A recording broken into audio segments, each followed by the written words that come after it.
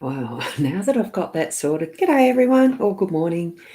We've got Kerry Ann, good morning. We've got Jenna, and I'm going fine, thanks, Jenna. Yeah.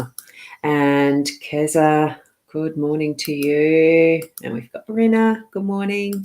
And Kim, good morning. No driving to work today. It's a weekend, is it? It is, because I've got different cards. And we have Rachel all the way from Somerset in the UK. I'm hoping that was something I remembered properly. I think I did. So there we go. And it's an evening there in Somerset, of course.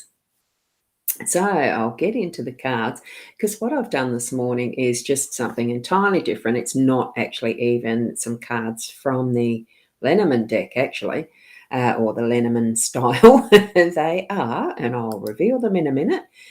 Good morning, Facebook user. Now, there is a link. I'm just going to put that here for anyone that has that little face if you're in a group or something like that. I think that actually means the privacy's in act for what Facebook give us as the names if you want to click that to show your name and your avatar.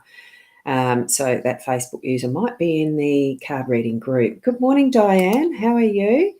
And yeah, it is Friday. Oh, it's 2:30 p.m. in Utah, US. Wonderful to have you here, Jenna. I didn't realise you were over there in America. So there you go. We are global, aren't we? That's what the technology lets us do. So that's great.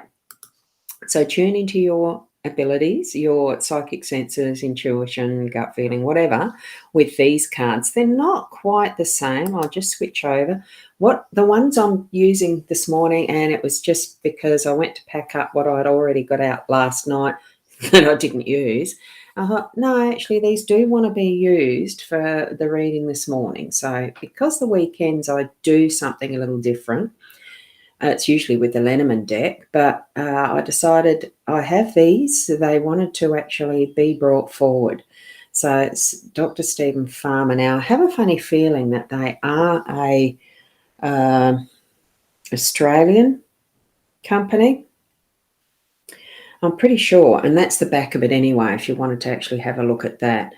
They are a beautiful deck of cards, as you can see. I'll just move those over. These are the three that wanted to be read. Now, with anything, there usually is a, what do you call them things? The guidebooks, the instruction book, that sort of thing. I tend not to use it. And when you actually open this one, it's one of those magnetic catches on the side. I love these because they're so easy instead of trying to slip off a cover. There is no guidebook.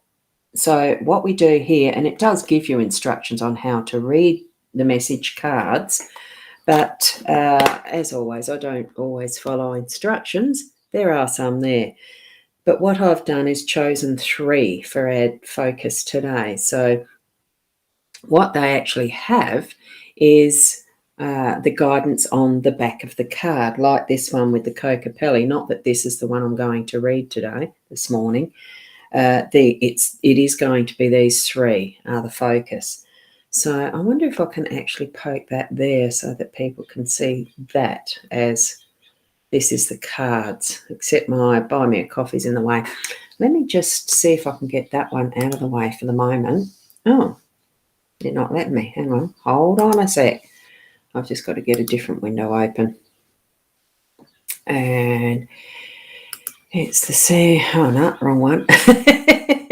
You guys are really, really patient with me. It's what I love about having this morning show and being able to be really flexible with how you receive what I'm actually giving. So I love it. It's very nice. So thank you. Thank you for that. Oops, I just did a thing I didn't want to do. So hold on a sec again. And I'm just going to move a couple of things around. That's okay. Cool, goody. Here we are. With the dream catcher, we're just taking them from the two at the top and then this one, okay? So that there's three as a focus. I love odd numbers, and it's falling into place in that way quite well, isn't it? So, next comment that I saw was Diane. Hi, Ros. It was me in Facebook. Oh, I just woke up. You pressed the wrong buttons. Diane. Oh, that's a hoot. I like that. And Rena. Oh, you like these cards? Have you used them or seen them before, Rena? It's just some of these things, like, these cards being the message cards, usually they're shared as a one-on-one style of reading, of course, like any of them, but we can still take the messages for ourselves and see what's going to be brought forward, can't we, for each of us? And that's why I do advise you to tune in. And hi, Tony. Tune in for yourselves in what way you're receiving your guidance. Now, the dream catcher, we'll just pick that one up, and because this is the way I'm going to need to read it. Dream catchers, we know, bring in what are our dreams and keep out what are the nightmares, I suppose.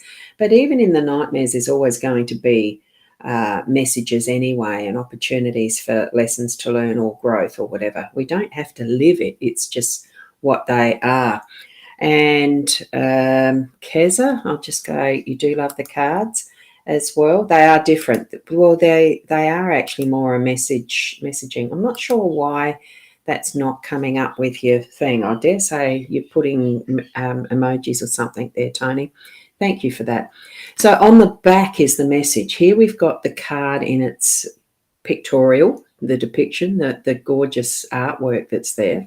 And then we have the message that it's bringing to us on the back. So the dream catcher is designed to catch any disturbing dreams so they can be burned away in daylight while allowing good dreams to remain. So that's the purpose of dream catchers. So the instruction is to let go of, and I wish this webcam would stay focused, let go of any troubling dreams by going outside and releasing to the sun.